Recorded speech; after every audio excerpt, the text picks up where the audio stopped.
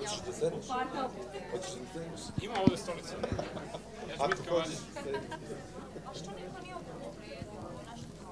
Nije, sedi. Sedi. Slobodno.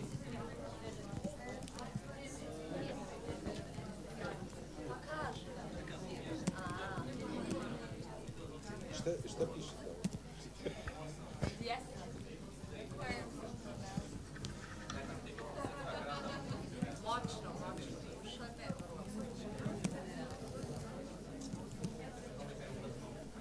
Are we working on Chatham? Are we working on Chatham House? So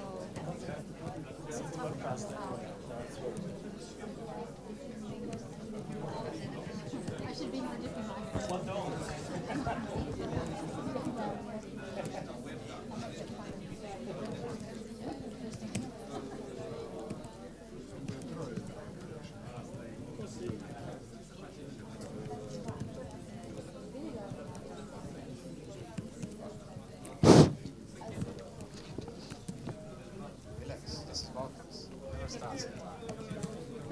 Did I say anything? I know you look. He has a Swiss watch. I'm probably the most unspecies We spoiled him. I mean, he spent too much time with Balkan. I grew up with too many people from the mountains. I took on some of that. I said, Be relaxed. take some freedom during the time. Stretchable time. Actually, normally I'm late because I'm doing too many things. Exactly. I have the same idea. I can just do that in 5 minutes. Yeah, okay, I've got 5 minutes left. Okay, let's quickly do this. That will take 7 minutes or 12 There is no time for waste. That's it. Absolutely.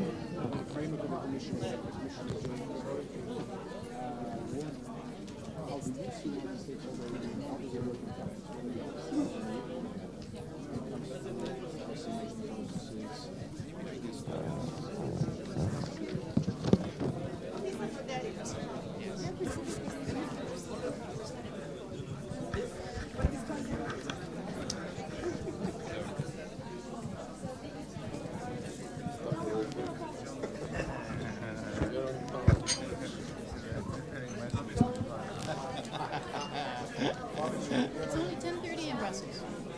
And it's only 9:30 in London. So we're still up there. Yes. Okay. Good morning again. Good morning again, I said.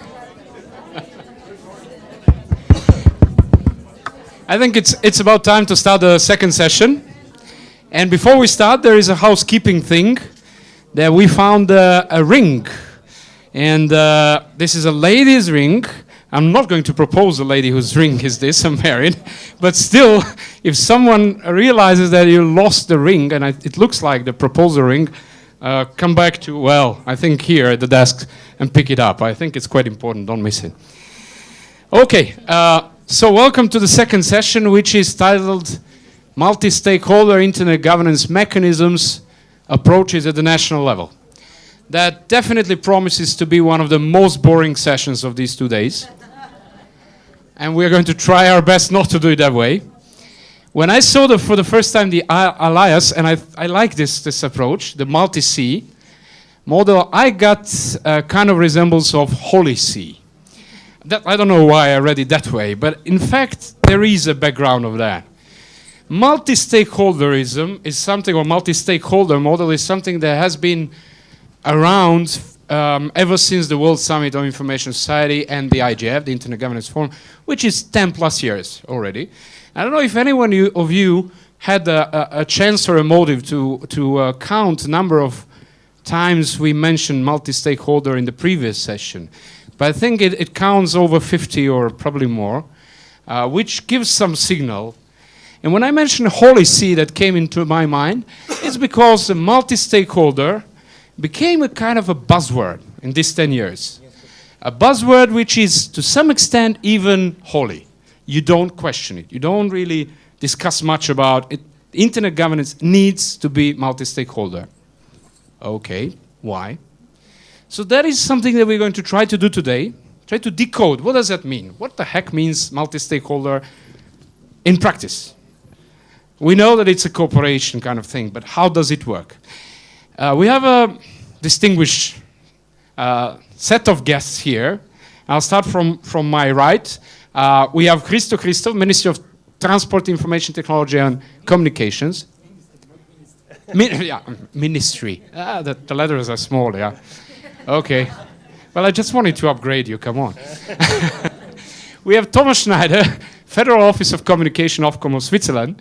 The only lady today, unfortunately, but there is many ladies around there. Megan Richards, Directorate General for Communication Networks, Content and Technology, European Commission. I have to read it in order not to make a mistake. Dusan Stojicevic, Serbia National Register of Internet Domain Names, RENIC of Serbia. And Grigory Sagian, is that the right pronunciation? Internet Society Armenia. Many of you over there. We'll start with 55 to 62 minutes of speech by Thomas. 65, oh, you extended it, okay. But before that, I want to just throw it to you, and firstly to every one of you, and then all of you there. One word, just one word, that comes to your mind first when we mention multi-stakeholder. One word. How do you explain it with one word? Messy. Messy. Messy. It's messy. Messy. That's interesting. Collaboration. One word. Buzzword.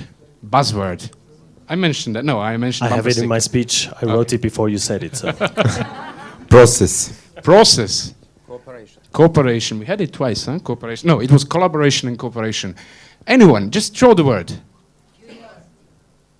Curiosity. Dialogue. Which one?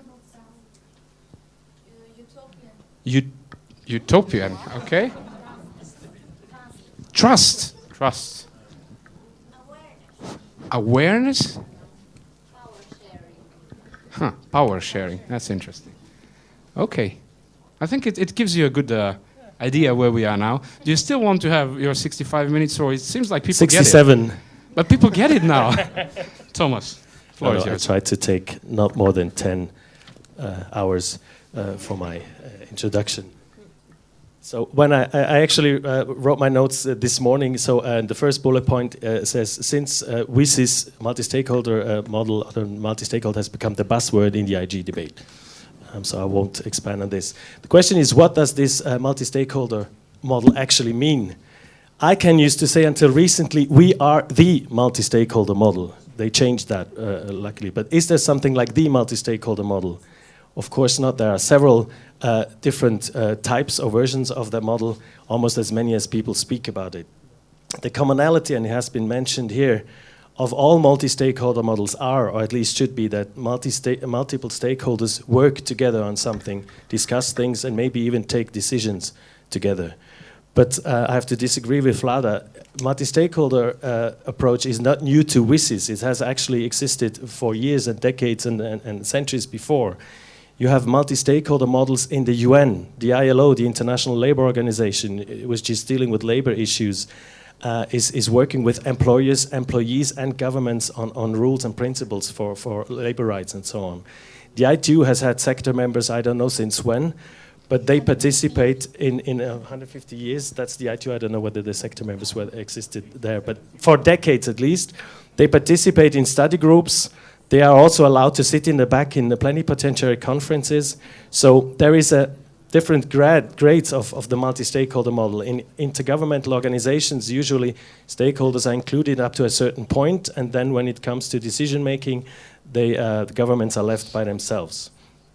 Same goes for the WSIS process. There was a large inclusion of stakeholders, but not in the final drafting of the document.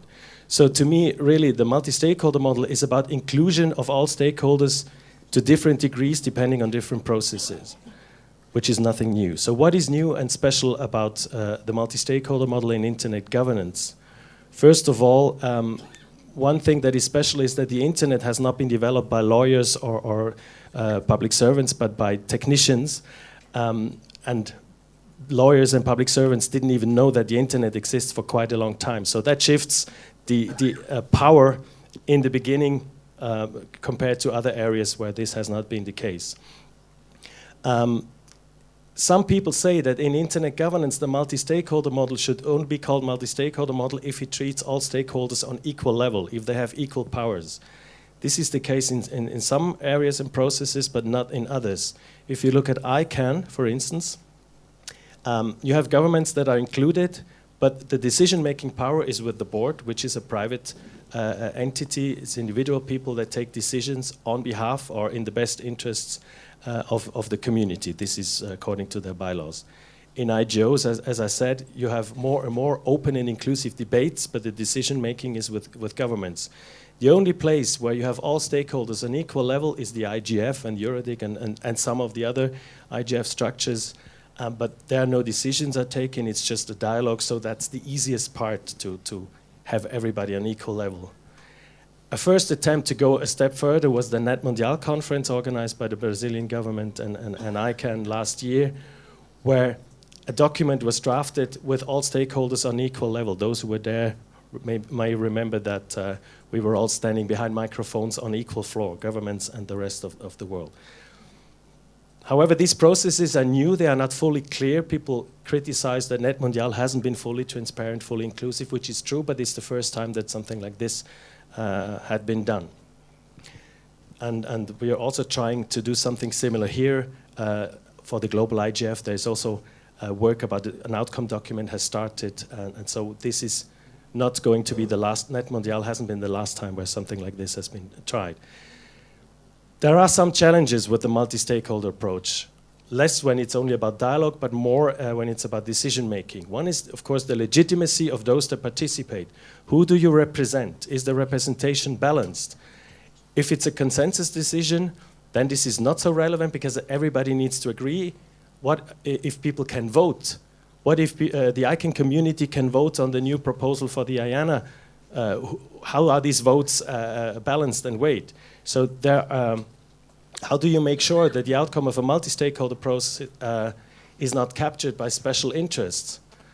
And even though a process may be open and inclusive in theory, that doesn't mean that there are no barriers in real life to actually participate. If you don't have the money, the resources, if you don't have the time to participate in 15 conference calls a day, you may not be able to have your views represented, or your needs there may be language barriers, cultural barriers, and so on and so forth.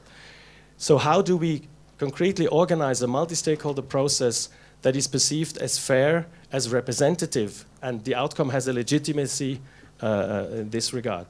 The only way is that we will need to develop minimal standards, or you may call it safeguards, that guarantee some balance of access, of inclusion, and of a possibility to participate in a multi-stakeholder process. However, there are some people, especially from the technical community, that say there should be no rules at all. Multi-stakeholder model should just be open. It should be anarchy. No rules, no governments. You know this debate about code is law and blah, blah, blah. The problem with anarchy is that it may be great for brainstorming, for getting new ideas in, but when it comes to decision makings, as soon as money and power is involved, there will automatically rules will evolve automatically.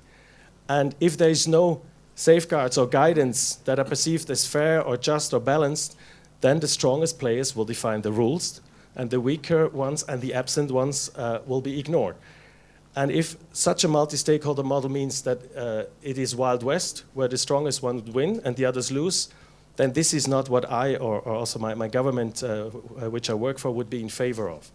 So we need to make sure that all members of the community can make their voice heard in a multi-stakeholder process, including in particular the vulnerable groups. And we need to make sure that the multi-stakeholder model creates outcomes that make sure that decisions are not in favor of small groups of a chosen few, but in the interest, to the extent possible, of the whole community. So we need the multi-stakeholder model to have all members of our community represented and heard.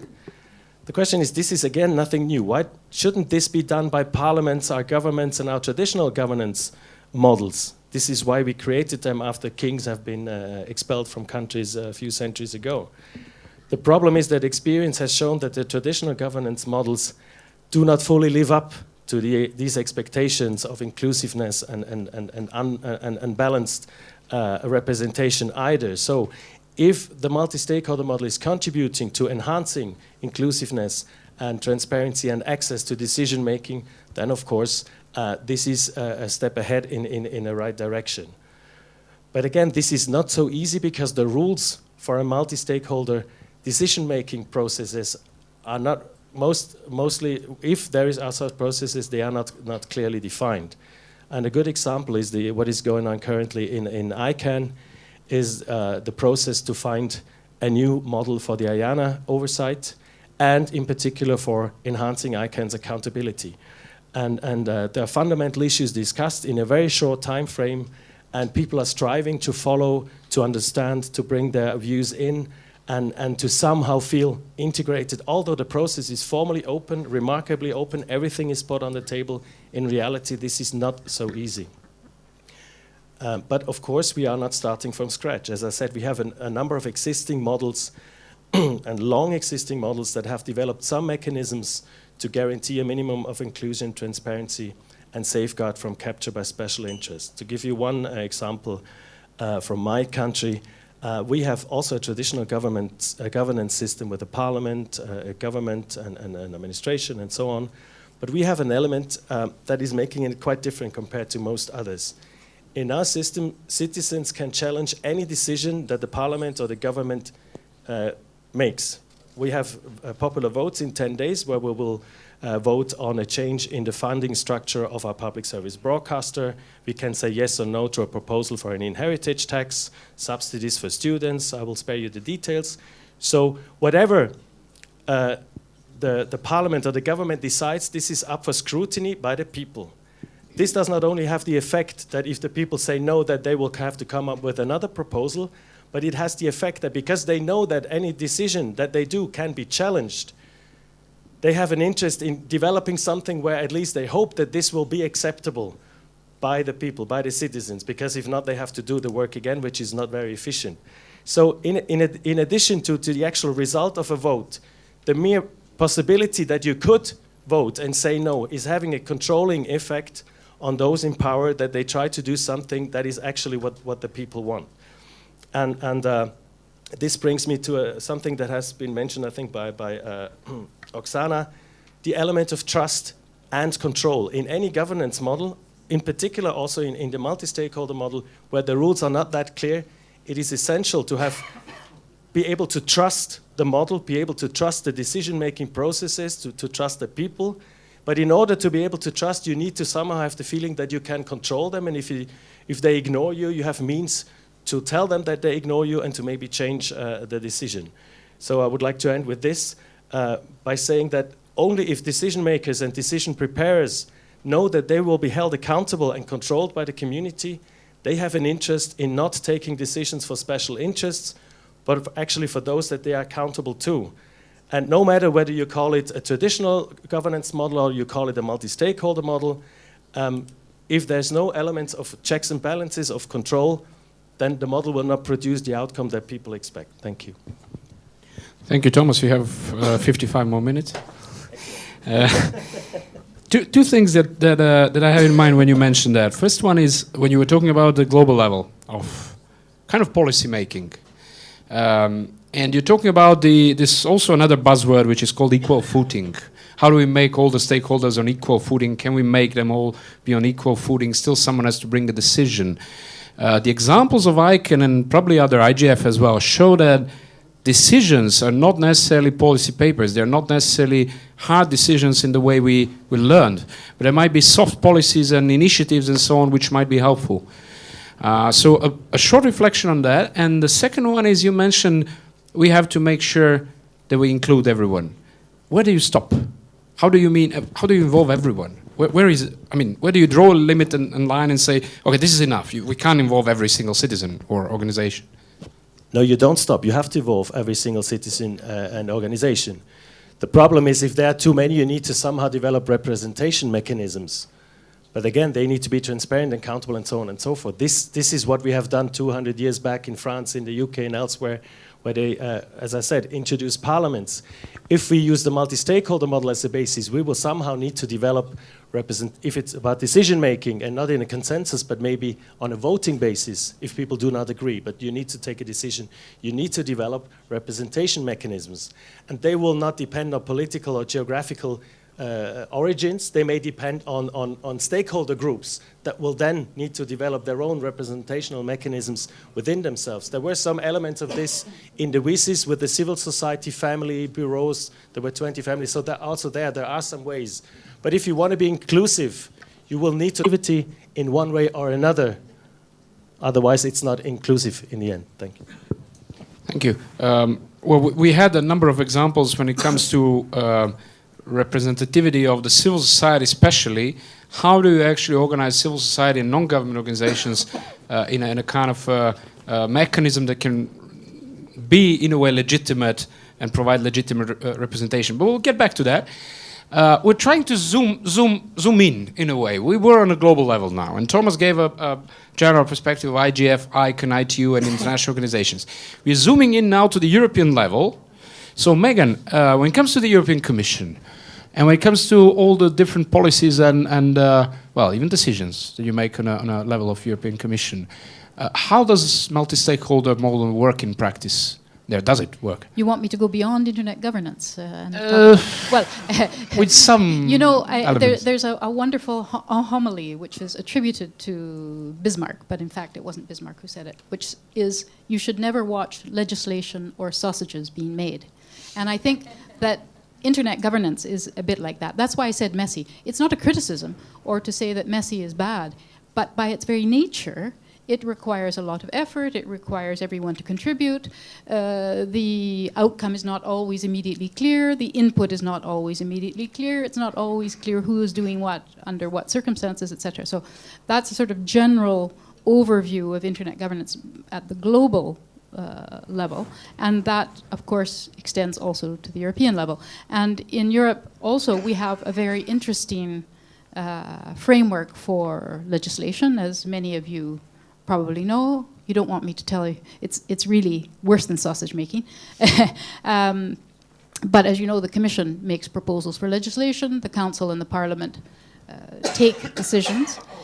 So this also involves a lot of consultation with the public. By definition, everything that the Commission does in terms of proposing legislation or policy changes, by definition goes to an impact assessment. It has a public consultation. That means the entire interested community, wherever it may be, can comment on it. And I think this is very useful. As I said earlier, it doesn't mean that because X has insisted on something, that will necessarily be the result, but it has to be taken into consideration. So all things have to be taken into consideration. And in the internet governance sphere, I think it's a very interesting one because we don't have one single internet governance. We always talk about internet governance as if it's one element, but it's like the internet. The internet itself is a network of networks. It works on different layers. Different actors have different roles and different influences. Governments have an important role. The technical community has an important role. But again, it depends on where in those layers and where in those networks your influence should be and how it should apply. In the area of internet protocols, for example, the technical community has an extremely important role. They're the ones who know how it works. So they've been working on this for many years. It doesn't mean that there should be no consideration of public policy issues, not at all. Those elements have to be taken into consideration to the extent and as far as they can be done. Now, in the context of European internet governance per se, we spend a lot of time, and we should spend more. It's not at all perfect. Nothing is perfect in a messy situation like this, but we should spend a lot more time, and we would like to spend more time, but we spend as much time as we have been able to date in consulting civil society, in consulting industry, in consulting governments on what European positions should be with respect to issues in the internet governance sphere. For example, prior to this meeting, not this specific one, the Southeastern Europe one, but EuroDIG itself, we had a consultation with European civil society and European industry to make sure that we had heard their voice. Now, obviously, we didn't consult every single European industrial representative or every single civil society participant in Europe, but to the extent possible. The information was out there, we had remote participation, so by all means it's not perfect. Don't get me wrong, I'm not saying it's perfect or wonderful, but we do try, and I think this is an important element, to try to expand that, to make sure that to the extent possible we hear the voices and hear the issues that arise.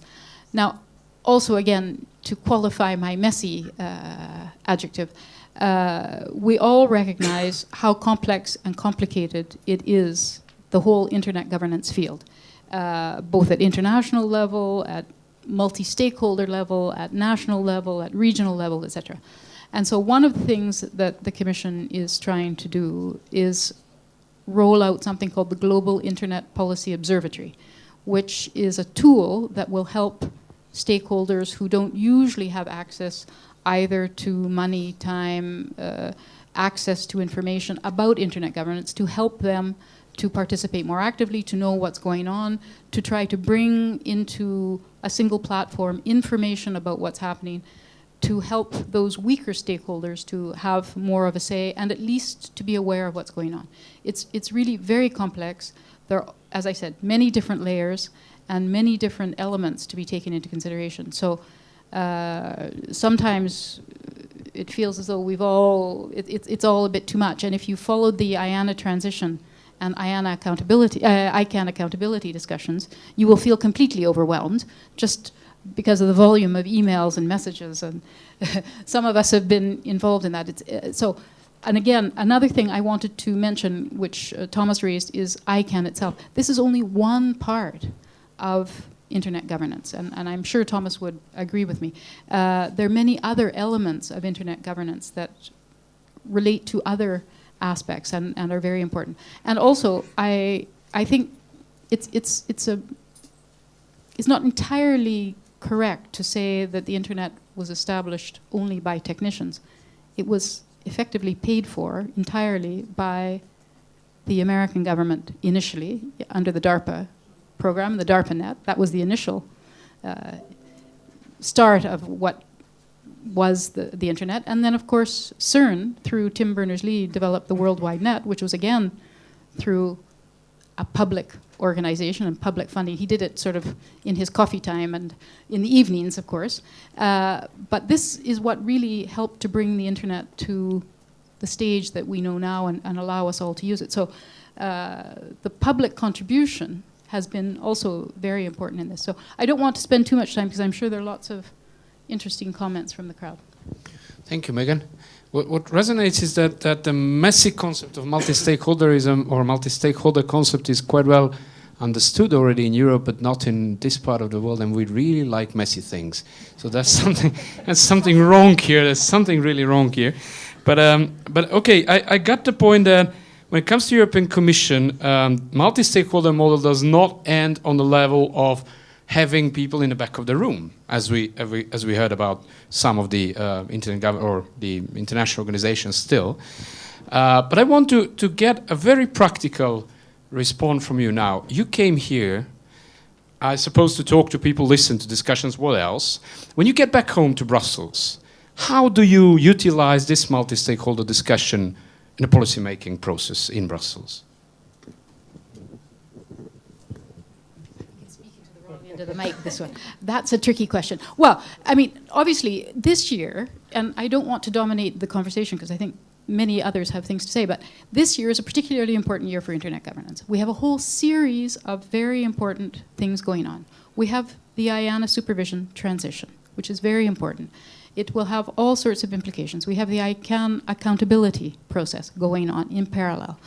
The NTIA, which is the agency of the Department of Commerce in the United States, has a contract with ICANN to manage the IANA function, which ends, for the time being, on 30th of September this year. This whole process will be very important because, as it's quite clear, this contract will have to be extended in some way and in some form after the 30th of September because the multi-stakeholder community is not yet ready with a final proposal that would be accepted by the American political elements, let's say, or establishment, that's perhaps the better word, by the 30th of September. So that's clear. So what will this mean for all sorts of other events and activities going on this year? We have the WSIS Plus 10 review this year. In the context of the WSIS Plus 10 review, we want to have an extension of the mandate of the Internet Governance Forum.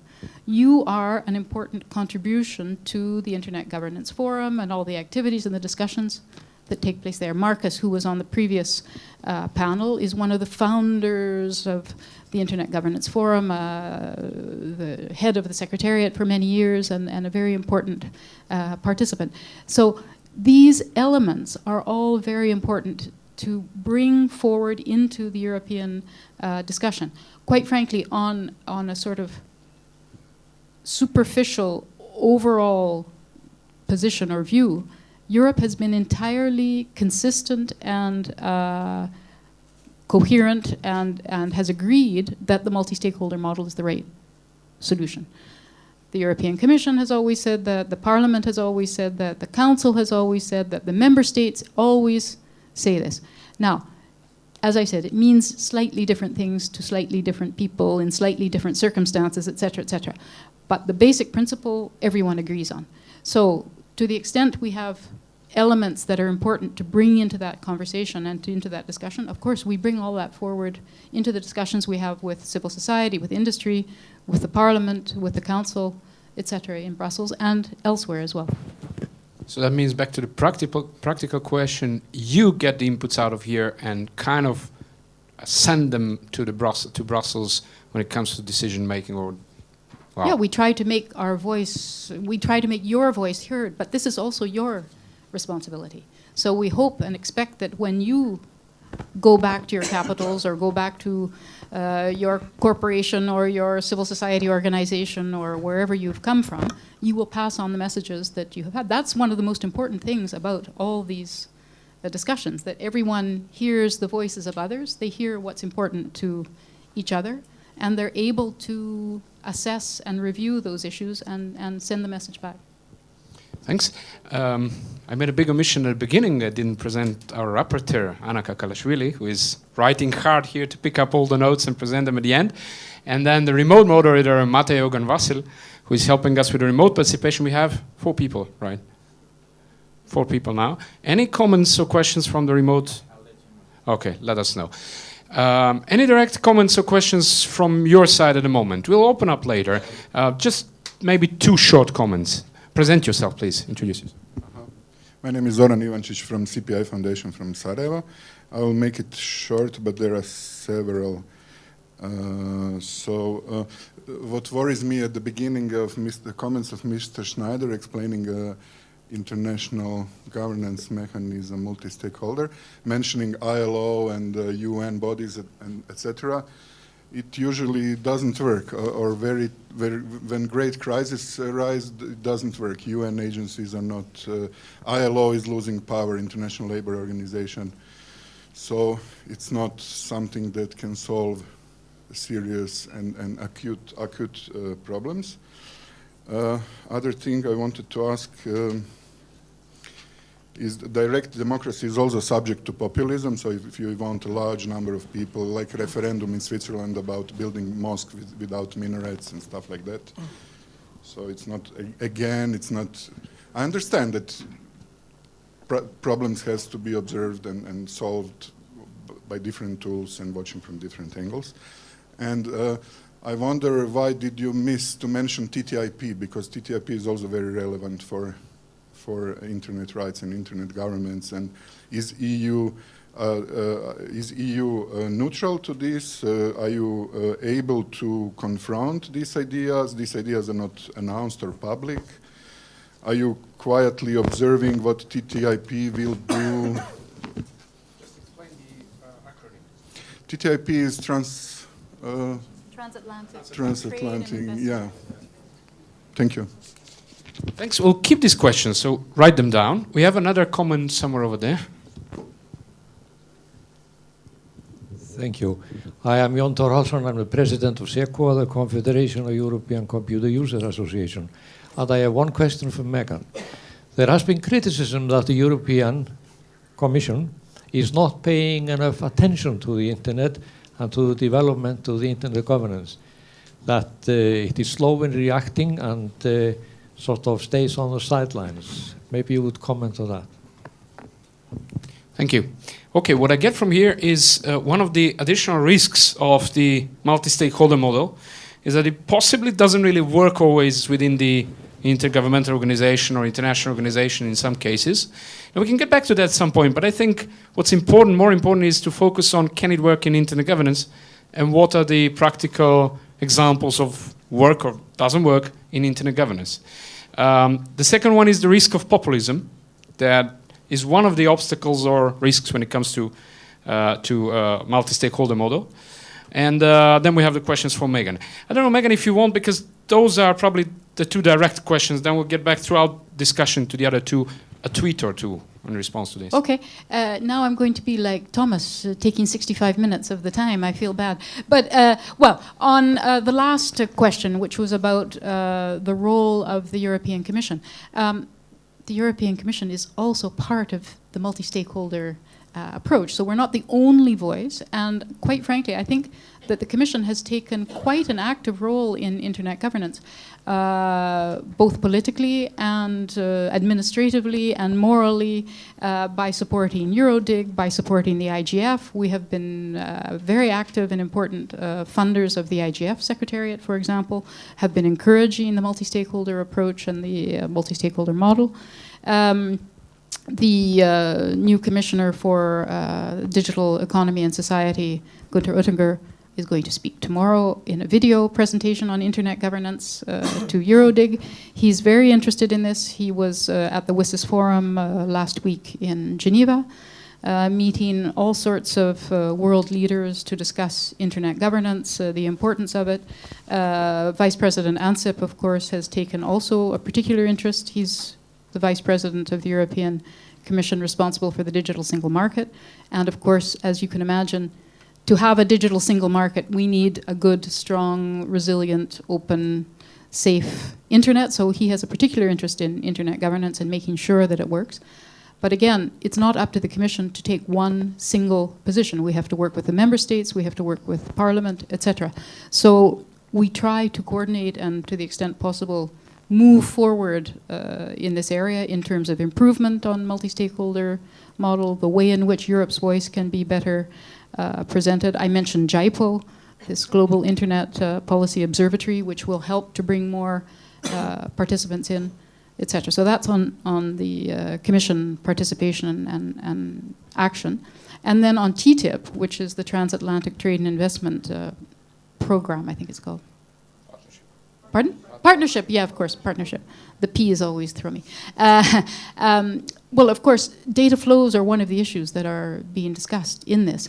And it's a bit unusual to say that the Commission is not active because the Commission is representing the trade, external trade. It's part of the Lisbon Treaty, that, and in fact before, that trade is one of the competences of the European Union. So as representative of the Union, the Commission acts as the trade negotiator with the United States on TTIP. So it's not our department, but the Commission is extremely active in that. So those issues, the digital issues, are also contributed by us into the conversation and into the discussion.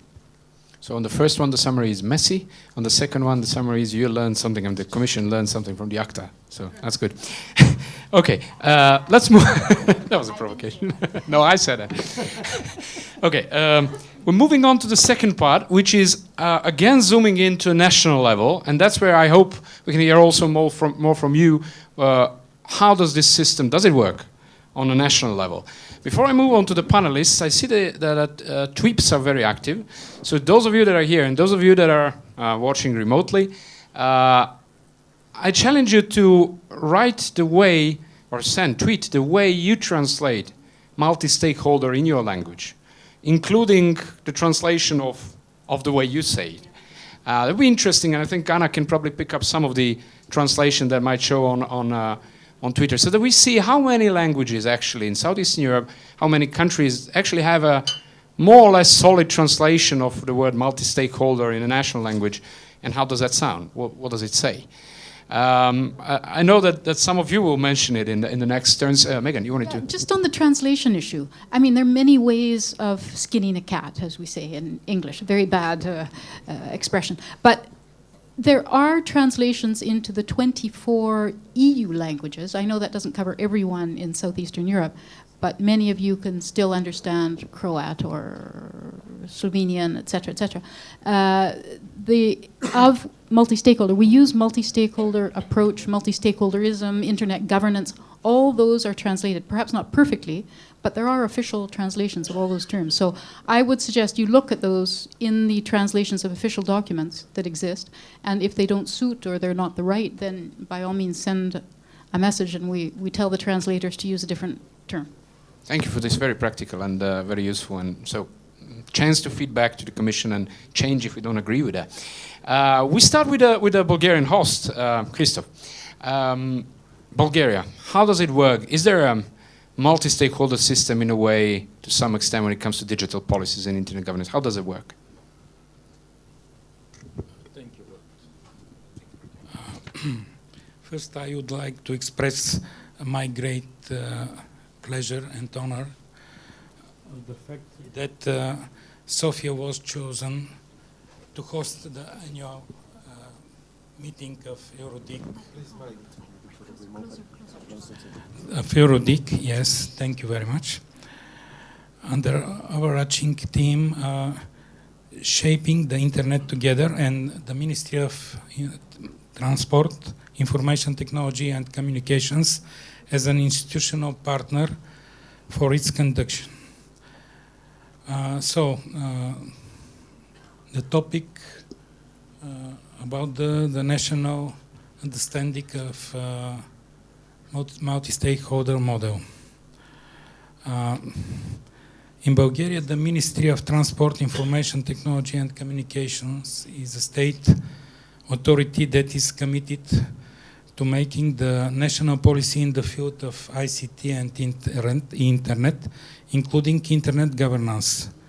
In order to achieve complete transparency and awareness in the implementation of these functions, the Ministry maintains permanent effective collaboration with the main players in the field of ICT and the internet. In Bulgaria, a number of authorities and organizations are committed to various aspects of internet and its governance in particular. The most important of these players are our Ministry, Internet Society Bulgaria, the BG Registry, Unicard, Bulgaria Web Association, Foundation Law and Internet, Foundation Applied Research and Communications, Bulgarian Research and Education Network, the Bulgarian Academy of Sciences, the industry and the ICT sector. Almost all the participants involved in the process have a specific role and sphere of action, allowing complement of an overall picture. The proactive participation of the government in the process is linking to its leading role in the development and implementation of public policies. The Ministry is committed to supporting capacity building within the dialogue among all stakeholders, as well as creating opportunities to organize active public consultations and conduct activities for the development of public policy as a shared responsibility. In the past year, we also signed a cooperation agreement with the Internet Corporation for assigned names and numbers, ICANN, which provided common actions regarding the management of Internet names in Europe and the training of Bulgarian experts in Internet governance. The first joint event was also conducted in Sofia, dedicated to cybersecurity issues, with the participation of Mr. John Crane from the ICANN. This mutual completion of roles is important, but not as much as achieving the synergies and synchronization between the actors that are necessary to achieve higher efficiency of their activities. This is the great ambition of the Ministry to provide the necessary environment to actively implement the multi-stakeholder model of fruitful collaboration while also achieve full transparency and awareness.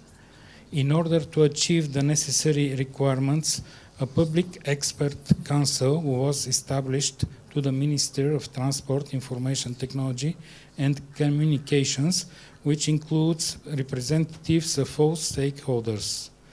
A good example of this fruitful collaboration is the National High-Level Domain in Cyrillic. The proposal of the string was submitted only after conducting extensive consultations and roundtables with representatives of all stakeholders, followed by a public discussion. After the proposal was approved by the ICANN, preparation began for conducting the delegation procedure in accordance to the rules of the Internet Assigned Number Authority, IANA. The documents developed in relation to the selection of a candidate to build and administrate the top-level domain registry in Cyrillic, apart from being a subject matter of a public consultation on the website of the Ministry, are also discussed on the e-democracy electronic platform. Then they shall be adopted by the Public Expert Council. This information about our efforts to implement the multi-stakeholder model in the internet governance in Bulgaria. Thank you, Christo. Just, well, first, thanks for being the host of the EuroDIG. I think this is one of the greatest examples of support to multi-stakeholder model and dialogue. It struck me the Public Expert Council to the Ministry that you mentioned. To what extent this council is really consulted? It's not just kind of we tick the box, we have a council, but to what extent the council and the experts are really involved in policy shaping when it comes to digital policies? So the process of decision making is one of the tasks of this council. All the documents produced by the working groups with the participation of all stakeholders must have the sanction of this council, also with the participation of these stakeholders. I think that all opinions are taken in account in this case. Thank you. That's probably something we, from the other countries, can look into as an example. Thank you. Let's move on to Serbia. So we had a ministry here from Bulgaria. Now we have the registry of the domain names. Dusan, Serbian case is, I would say, interesting when it comes to multi-stakeholder approach. How would you describe it? Maybe. I am coming from a multi-stakeholder model organization, and I don't want to speak about organization itself. I want to talk about history of Serbia, because you have laws here in Bulgaria. I heard that you have some laws upon multi-stakeholder model. I don't know. Maybe I am wrong. But back in Serbia, we do not have any laws, anything that will handle this kind of model. So, but we have a history. How many of you knows about Josip Broz Tito? Yes, this is Southeastern Europe. Okay. So, you know, back in those days, my head is gray, so I must talk about history. Back in those days, we were living in one system. Western will say communist, but for us it was slightly different than in Bulgaria, than in Russia, than in other Eastern Bloc countries. Tito developed one system called self-managing system. What is the true meaning of this system? Workers in factories, organization, and everything was at the same time the owners of this organization, factory, or something like that. So the basic thing here is this bottom-up approach. We live that. We know how to build multi-stakeholder model without any laws. Something is wrong here. Okay. Because of so we have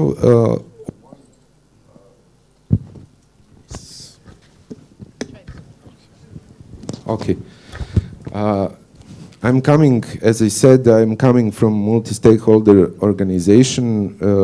We was formed back in, I think, 2007 or 6. So it's been quite a while we are doing this multi-stakeholder thing in Serbia, and I could tell you the stories, but I would like to hear from you. What are you thinking about, for example, multi-stakeholder model? Multi-stakeholder model, for me, there is a meaning that there is one model, or two models, or three models, but this is a process. You can build. This is not a model like we have something and we implement it. We cannot implement a multi-stakeholder model in every country. We cannot implement in every culture this. There is a culture issues, there is a governmental issues and other issues. So in Serbia, we didn't have cultural issues and everything. We had governmental issues, but luckily for us, we had government who tolerate us, and we are in collaboration now with the government, and there is no hard feelings about top-down and bottom-up approaches between the government and us. But we must learn from them, they must learn from us. This is from my point of view from Serbian registry. So it gets even more interesting here. Not only the messy thing are not really interesting here, but even we have a background of samoupravljanje and self-governance, or whatever we would put it in a translation, but still it seems like we're missing the national multi-stakeholder models. I want to hear really, now back to the present or future, if you wish, how does the RNIC model, the model of the Serbian registry, which is to a large extent involving other stakeholders, how does it work, at least on the level of decisions related to the Serbian domains? First of all, we had this line, we have a General Assembly, and we try to have all the stakeholders in this General Assembly. General Assembly, if you want to talk about the model, they elect Board of Governors, and Board of Governors will elect workers or administration. We have a small office of something 10 people working the technical job about CCTLD. But every decision of Board of Governance or General Assembly itself back to all stakeholders. Also, government, they are included through some organizations in our General Assembly, but we have, and we are right now in the process of government are judging our model, how it is. Does we include every stakeholder? Does we do the job properly? Even on the technical level, we had penetration tests. We have limits for these technical things. First, we must have all stakeholders in Serbia involved in this model. After that, we build processes. That's why I said process. Thanks. The reason why I raised this is because, okay, even though the focus of your work is the domains, the concept of having the kind of the assembly where you actually bring anyone who is interesting is the concept, the practical model of multi-stakeholder approach in a way. And that's something in a previous session, I think Marcus or Jean-Jacques who mentioned the example of CGI, the Brazilian manager of domains, who is at the same time actually kind of a public expert council voice when it comes to building digital policies in Brazil. So that's an interesting example. I wanted to hear more about the Serbian. That's the reason. Wolf wanted to jump in with a question. Wolf. Wolf Ludwig. What I understood from previous discussions we had, Dusan, was one of the success factors of your model was you didn't ask anybody for permission. You just did it. And this, in my opinion, is one of the most exciting components of the multi-stakeholder model. You do not wait for any government, for any approval, for any authority or whatsoever. When you think technical community, civil society, business in many cases, it makes sense, it should be done, you simply do it. And I think this is a particularity and one of the most sexiest elements of the multi-stakeholder model. Thank you, Wolf. It boils to the point that you mentioned that there is no law which defines multi-stakeholder. There is no law on domain names at all in Serbia also. So back in 2006, 30 organizations involved in domain business get together to solve the problem because the government didn't want to solve the problem, form something. So we solved the problem. Building this organization, expanding it, and so on and so on. This is the history. And this is connecting with this Josip Broz Tito thing. We have this in our heads. You are the old generation, Dusan. You are the old generation. Yes, I know my gray hair. Now, a very concrete example when you mentioned that you don't really have to ask anyone is this space. This space emerged 2008, right?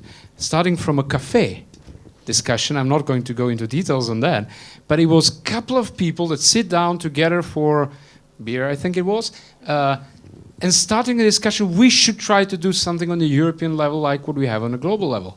And look at where we are now, with all the support of the governments as well, involvement of governments, of the Commission and many others. And I would like to hear also if there is such a case in your countries. But before that, microphone over to Gregory. Lada, just to jump in, sure. This is not EuroDIG, this is SEEDIG. As one of our colleagues recently at the WUSIS mentioned, I think the Swiss even, the great importance of beer-to-beer communication. Gregory, how do things work in Romania? And now we have a civil society. We had government and technical community, civil society. Well, ISOC is technical community. Technical in a way as community well, right. also, yes. Right. Sometimes government. So you have a lot of hats, huh? Thank you. I want to say about our practical model with description what we have done in Armenia during these 3 years, before, which was the long process to create our vision of to implement our vision of the multi-stakeholder model. In brief, it was established in last year, in August 24. Formally, it was established and includes representatives from government, private and public sector, technical community, academia. I will tell the list after the presentation, if you will want. The status of this council, Internet Governance Council, is interdepartmental commission with invited members from non-governmental organization. So it was a decision to create interdepartmental governmental commission and invite members. So this is very important to note. The head of the council is the Deputy Minister of Transport and Communications, which is responsible for telecommunications. The secretary of this council is Vice Chair of Internet Site of Armenia. It's me. I'm the council secretary of Internet Governance Council. The secretariat of this IGC is Internet Society of Armenia. All appointments for this council were done by Prime Minister of Armenia. Of course, we have prepared all necessary documents, but formally these positions were appointed by the Prime Minister. Council is acting according to Internet governance principles, which are similar with, which are common for Internet ecosystem, which we have in Internet Society, in all main documents, which we have in the in Internet ecosystem. Council have developed an action plan for 5 years. Among actions there are IPv6, DNSSEC implementation, support for local internet exchanges, development of child online protection strategy, how to implement netiquette rules, complete information about action plan, as well as about IGC in general, possible to find on igc.am site. You can find their IGC bylaws, member list, principles, minutes of the meetings, resolutions in 3 languages, in Armenian, English, and Russian. Mrs. Liana Galistyan, who is present here, is responsible for maintaining this website. I want to say that IGC is an advisory body. It is a structure which looks like CGI-BR, but CGI-BR was created many years ago. I think that creation of such structures in various countries establish the cooperation between these structures will help for further development of global multi-stakeholder community. This is in brief about situation. It's not utopia, by the way. It's a real working structure, okay? So what kind of problems we had before creation? First, main problem, I think is common for other countries. Multi-stakeholder approach was announced on WSIS in 2005, and 47 leaders of states had put their signatures. But it was not a convention, it was not a bilateral or multilateral agreement, and governmental employees, they don't have any interest to implement this decision, because nobody pushed them. It's just a declaration. It was declaration. I can say more. There was a resistance. No governmental employees, they don't want to take additional functions on them. Yes, it's a problem. Second, necessary to understand what kind of organizational structure you must have. In our case, it's interdepartmental commission. Because today, legally, it's very hard to combine in one place government, public sector, private sector, technical community. So the more or less acceptable solution is such commission, which is advisory body. Also, there we had a problem with identification. Which governmental structure will be our main partner? In some countries, it's Ministry of Economy. In some countries, it's separate department, IT department. In some countries, it's regulator. In our case, we decided that Ministry of Transport and Communication is more closer with the structure because, you know, it's a Ministry of Communication is representative of ITU. Okay, it's linked with ITU, and ITU is very active in WSIS process. So, you know. Very important to have good personal relations with governmental structures because trust and confidence, without trust and confidence, it's impossible to create real working structure. In general, serious problem is bureaucracy, you know. Governments are working very slow, but it's possible to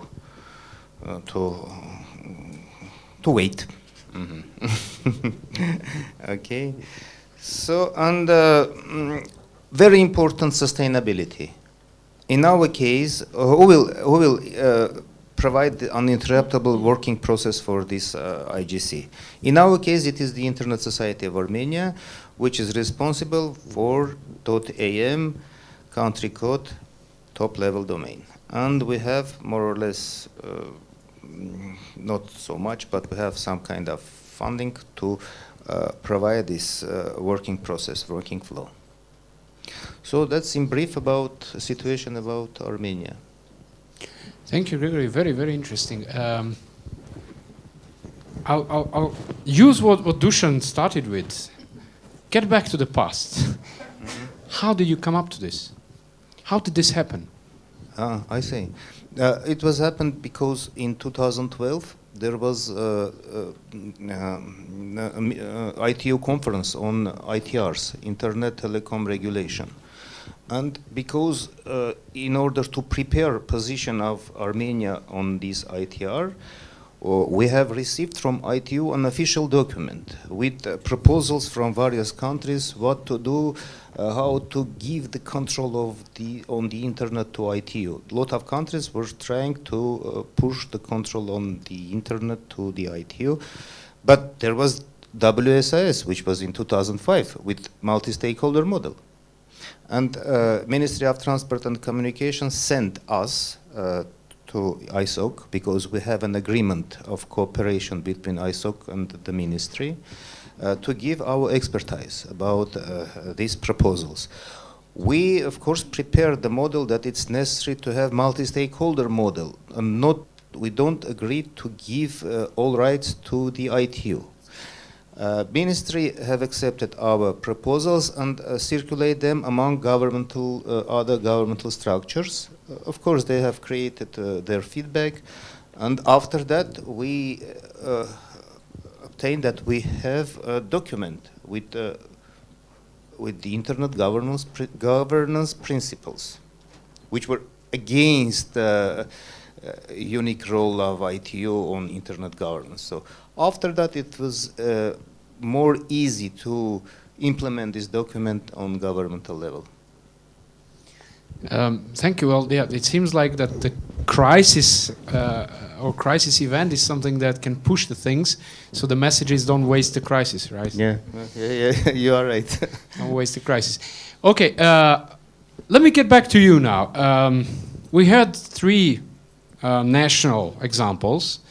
I know that there is a Croatian IGF going on from recently. I know that there are some discussions of there is something happening in Serbia from time to time.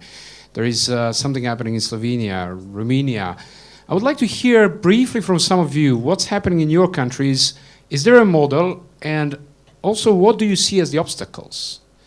Should I use Sorina's case? If no one raises the hand, I'll go around and I'll pass the microphone.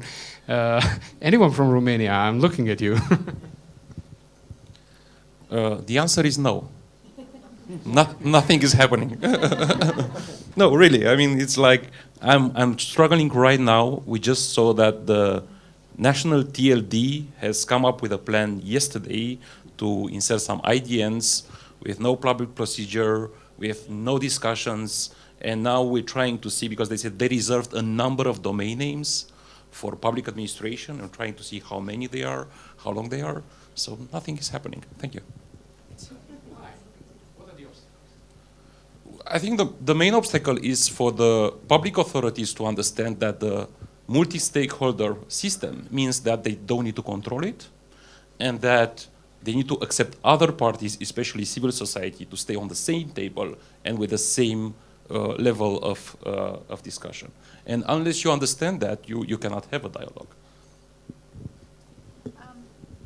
Thanks. May Megan, yeah, I sure. add a positive element from Romania, and perhaps not specific to the domain name system, but as far as I understand, and the Romanians in the room can clarify, my understanding is, and one of the areas that we're very interested in European Commission and the Union, of course, is digital skills. And this is a real problem in Europe because we don't have enough digital skills to go around to meet the demand for jobs. So one of the things we've been looking at is making sure in a multi-stakeholder context we bring industry, education, civil society, governments, job holders, job agencies, etc., all together to make sure that we create the right environment and develop these skills. And my understanding is that in Romania, the Ministry of Education has been extremely active in this area, in working with industry, in changing the curriculum. You're looking negative. But so my understanding is that Romania has been a very good example of this, to sort of transform the way the education system has worked, to create this kind of, these kinds of jobs, and to create the digital skills, perhaps not perfect, and not meeting all the requirements, but this is one area which is a positive aspect of multi-stakeholder. I'm not sure if I should give you the microphone. I'm kidding. I will not reply to your question, but I would leave someone from Romania that works at the Polytechnical University and actually teaches students digital skills that you all need to answer that. Okay. Yeah, hello. So I'm Razvan. I'm from University Polytechnica Bucharest. It's kind of dreamy what I actually said. I haven't seen any of that. So it may have been said, but I'm working there, and from my point of view, of course, it's kind of subjective. If something positive happens, it's kind of a bottom-up approach, something like Dusan just mentioned happening. I haven't seen any sensible decision, from my point of view, coming up from the Ministry of Education. If it's happened because of some sort of degree of autonomy at university level and the faculty where I'm part of. And I'm part of IT, I'm kind of going into IT, and all the collaboration is working quite well, and there's an entire boom within IT industry and people getting jobs and having very, very nice features, but it's mostly done by collaboration between the academia, the universities, and let's say the job market in the industry. And from my point of view, in spite of the Ministry of Education being there, if that wasn't there, it would have been the same. That's the way I see it. Sorry for spoiling it. It works, that's important. No, well, thank you. I mean, that is the point, to kind of honestly open up what's happening or what's not happening. It's good, but it's because of the people, not because of the government or anything. Don't get me wrong, I'm sorry to come back again. I wasn't suggesting that the government was driving this process forward. I was suggesting that this is a good example of multi-stakeholder where everyone works together. And maybe the good aspect in that case is the government doesn't interfere, is not as much involved as should be. So it's good. Huh? Okay, we have a remote comment before, and then we'll move to Bosnia. It's your personal comment, sure. One line that I wanted to underline is that what Wolf said, some of the examples of the IGFs around the world emerged as a bottom-up, as a group of people sitting down in a cafe and coming up with an idea. The other set of IGFs emerged from top-down, but with a support and consultation of the society. So both models can work, probably some hybrid model as well. We don't have to stick to one or the other, but that's what we're listening to different cases. Sure. So a follow-up to what Razvan was saying and your response to that. The problem is that his example, that's one of the few fortunate examples where they managed to do something very nice in spite of the government. But that's just an example. So don't take that as, okay, so the government is hands off, so everything is fine because of that. No, the government is not, most of the time it's not hands off. That's quite a corner case. So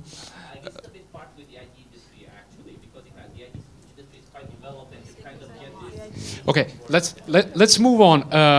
I promised the mic. I mean, we are taking notes of all of that, and one of those is probably the question to what extent the government should be involved in all this, and should not, probably to the level of how constructive the government is, and if we have pioneers that understand the whole thing in the government. Let me move to Bosnia, and then we have two comments over there. Okay, so first, just to say that when it's about Bosnia, multi-stakeholder can just be the level of governments we have. We have 14 of them. So to make them all coming together to talk is already a multi-stakeholder environment. I think I would start from sensible. There is nothing going on in Bosnia. Bosnia started very well in 2003, 2004, with strategy, paper, and so on, and then stopped.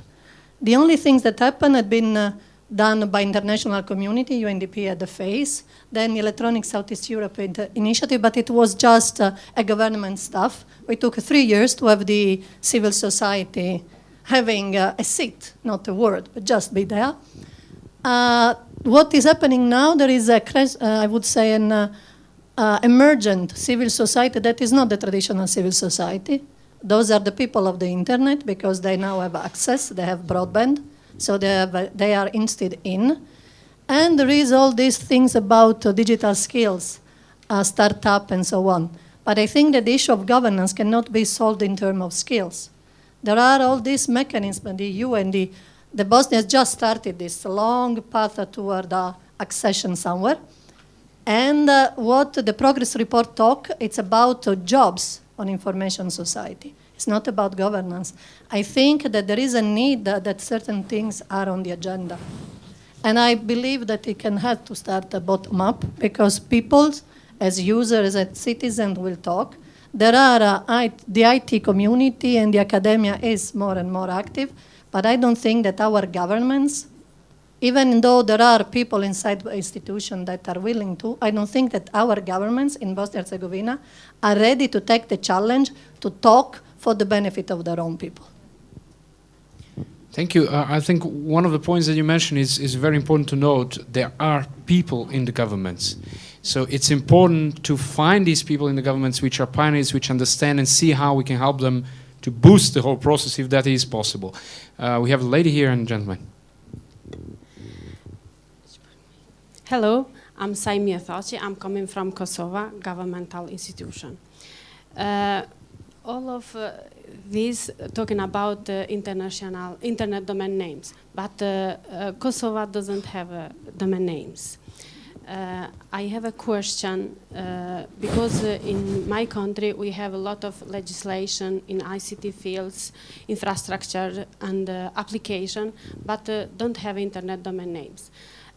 My question for key participants is how can we help to talk the internet domain names? Thank you. Thank you for the question. I think we can probably keep this question for the session on icon and domain names, which is in the afternoon, but we'll note it definitely. Thank you. Hello everybody, my name is Panagiotis Papaspiliopoulos. I'm coming from Greece. Greece is also a part of the Southeastern Europe. It's in Balkans, so I can truly understand what the other people from other Balkan countries say. So what is the reality in Greece? The reality in Greece is that I'm working for the Ministry of Infrastructure, and I have met more people interested in internet governance, domain names, and the multi-stakeholder approach, the bottom-up approach inside the governmental institutions rather than the civil, the private sector and the academia. I would like very much to work closer together with people from the private sector and the academia. We don't have a Greek IGF. I would say that having an IDN CCTLD will give us this opportunity to create such a platform. Taking this decision about which will be our application for the IDN CCTLD, it was a bottom-up process, kindly. And I would like to say that in the governmental level, in different levels, in the ministry where I belong, the Ministry of Foreign Affairs, other ministries, the regulator, the registry, we are very active. Unfortunately, we had some other economical situation that they do not allow us to be more active. And maybe this is the reason why the people is not active at these last years. But as I said, I would like to see more involvement and more triggering to the government where there are people educated and willing to contribute from the private sector and from the academia. That is all I would like to say. Thank you very much. Thank you. Let me remind you that the first Internet Governance Forum was actually in Athens in 2006, and it might be a good idea to have the EuroDIG next year or some other years in Athens. We have about 5 more minutes before we then back to wrap up. So I want from each one of you a tweet, a tweet message. Okay, Thomas, you can even get a short reflection because you were silent for more than you were assigned 62 minutes. So a brief reflection from you and then tweets from everyone. Thank you. And actually this discussion shows very well that there is, in the traditional system, there is a mistrust towards the classical governance system. Many people say, my government doesn't do this, doesn't do that. And if the multi-stakeholder model, in whatever concrete form, helps to overcome this, then we are one step ahead towards self-determination of the people. And just to give a quick response to you, of course, the people can also take wrong decisions or egoistic decisions or populist decisions, also in my country where they can vote. But my experience is they do this less commonly than politicians, than parliamentarians, and other people do it because they have much more power and are much more inclined to abuse their power. And what you see here with governments, in my culture, and this is, Dusan is completely right, it's a cultural, the culture also shapes, needs to shape the way that the governance model needs to look like, because what works in my country, because we have a different history, may not work in another, and the other way around. In my culture, the notion of self-determination is fundamental to our governance system. This is why we built in all the elements of bottom-up control. But that doesn't mean self-determination without caring about your neighbor. So if you have the right to decide whether it's a classical model or a multi-stakeholder model, you also need to face the consequences. So if we vote for, we want to have a new school or we want to have a new road, we also need to raise the taxes or save the money somewhere else because we need to pay for it. Also, when we discuss the election or the vote that you mentioned about religion, that was like an accident, considered to be an accident in our system. We had a huge debate after that about how does our integration model work, how do we deal with different religions, and this debate is what it is about in the end. The vote is one thing, the vote can be changed. People vote yes for something, when they realize it doesn't work, they can vote no in 2, 3, 4, 5 years later. But the debate that it triggers, if you responsibilize everybody in a society or in a community, if you can have your say, but you're also held accountable for what you say, then you need to think about what you do because you may also face the consequences. And this is something that we see in the internet with people having access to information if they are not too lazy to go for it. They can be informed. Capacity building is key, but also they need to have the time and the resources. Somebody who is working 15 hours a day may not want to think about domain names or whatever. So you need to support those people that have more difficulties. But if you support them, they should have a right to say. And I will stop with this. Most of my neighbors, Germans, Austrians, Italians, they tell me, like, whenever we talk about direct democracy, well, but the general people are too stupid to decide. You can't let them decide. Or maybe it works in your small country because everybody knows each other and somehow you responsibilize yourself. We are 8 million people. If this system works normally, with exceptions, for 8 million, where is the limit to self-determination? At 10 million people or 20 million people? So this is really something that I would urge you to consider. Thank you. I appreciate model a lot. I just wanted to say it's not a silver bullet. That And the UN only works when there is consensus. When there's no consensus, it doesn't work. And this will be the challenge in ICANN. We are supposed to prove that the multi-stakeholder model in ICANN works. If we don't get a consensus on the IANA transition accountability, then the US will have to say, okay, we stay in control because you are not able to change it because you don't agree. So if we want to have the multi-stakeholder model that works in the long run, we will need to develop ways to vote, to take majority decisions and so on and so forth, and then compensate the minorities, because consensus may not always be the solution. We may disagree on things and we'll have to find decision-making models. Thank you. That was a long tweet. Shall I do my so, tweet, 'cause it falls but 140 characters, Megan. Well, I'm not sure if I can make it 140 characters because I'm going to quote again. I quoted incorrectly Bismarck at the beginning. And now, perhaps the quote that Churchill is often attributed to is that democracy is a terrible mechanism, but it's the best that we have compared to all the others. And I think that's exactly the situation we have with the multi-stakeholder model for internet governance. As I said at the beginning, and I was joking a little bit, it's messy. It's not easy. It means you have to listen to everyone. It means you have to take into consideration everything. But somehow, out of this stew, you come up with something that is sensible and reasonable. So to turn it into 140 characters, I'm not sure how I do it, but something like multi-stakeholder model is the best of what we know already. Something like that. I have to rewrite it in 140 characters. But. Thank you. Christo, your very short reflection.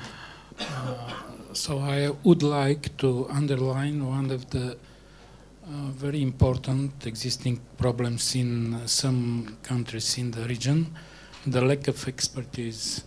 So we must organize, optimize the process of capacity building. It will be a good idea to make this in the region together. Thank you. Dusan, tweet. Tweet. In Cyrillic, please. Okay. If you have problems, try to solve them with multi-stakeholder models. That's almost like an ad. Good. Gregory. First of all, necessary to believe that it's possible to do, and believe governments. It's necessary to involve them. They are not against freedom in the internet.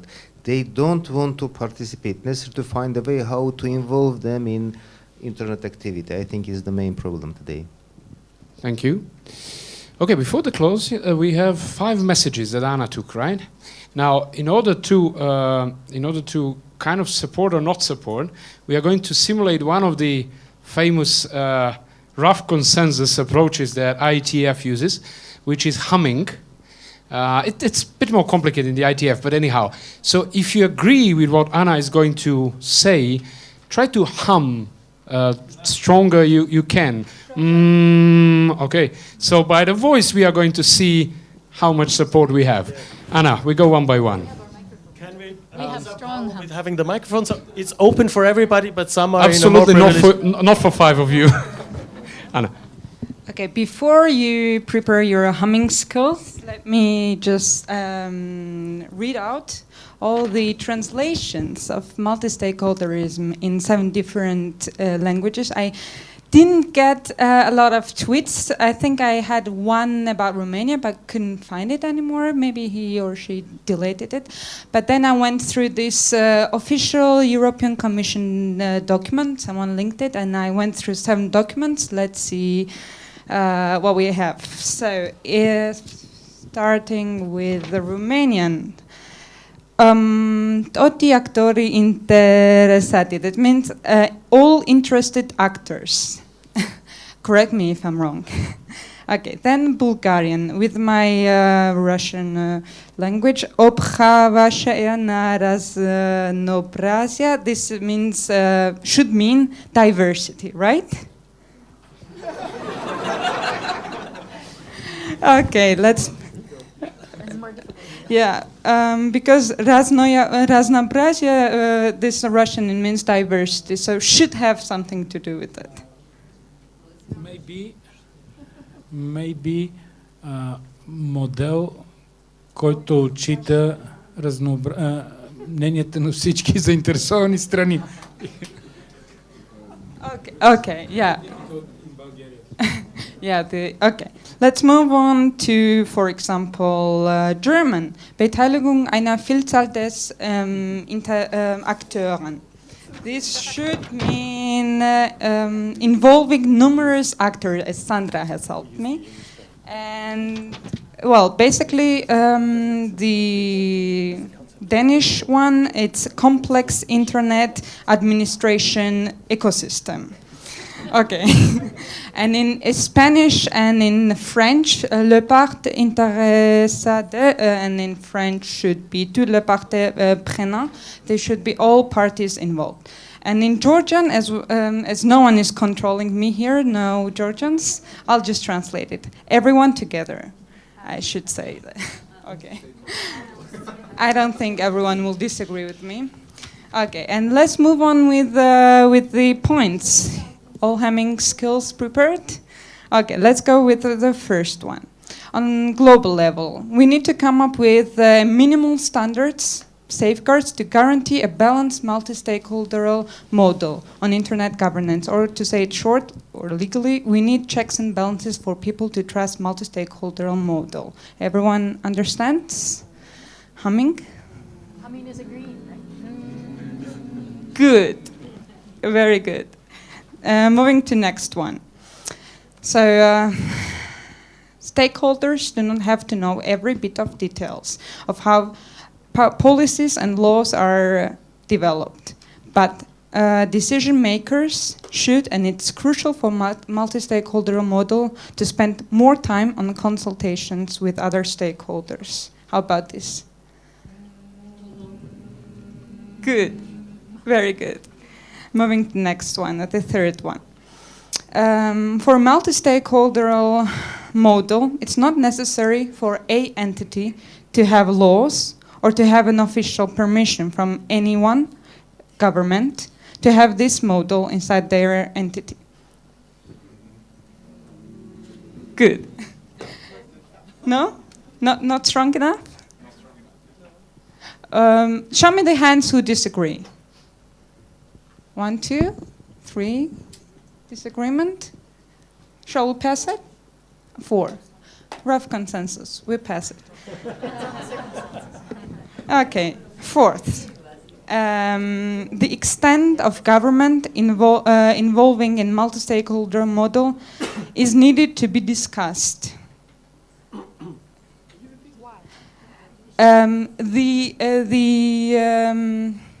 The extent of how the government is involving in a multi-stakeholder model, for example, of ICANN or ISOC, how they do their multi-stakeholder model, should be discussed. Well, I am open to modifications, maybe, on that point. Modification, anyone? ISOC has another status. In the ICANN, we have governmental advisory committee. In ISOC, there is no such body. So it's necessary to divide. If you can say in ICANN, is it? But not in ISOC. Okay. Yes. So. Sorry. Well, yeah, should be modified. Anyone? Maybe you want to modify it, Vladimir?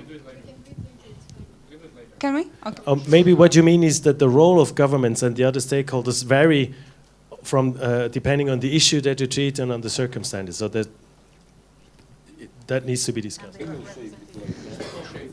Okay, let's not make it more tricky. Let's leave out this point, I'd suggest, and move on to the last one.